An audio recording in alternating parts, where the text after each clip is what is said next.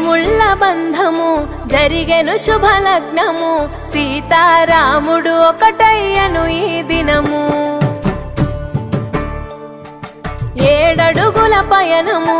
ఒకరికొకరు సొంతము కలిసి మెలిసి సాగను ఈ జీవితము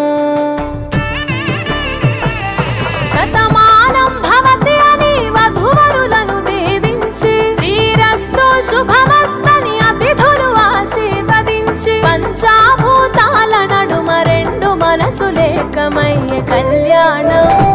కమనీయ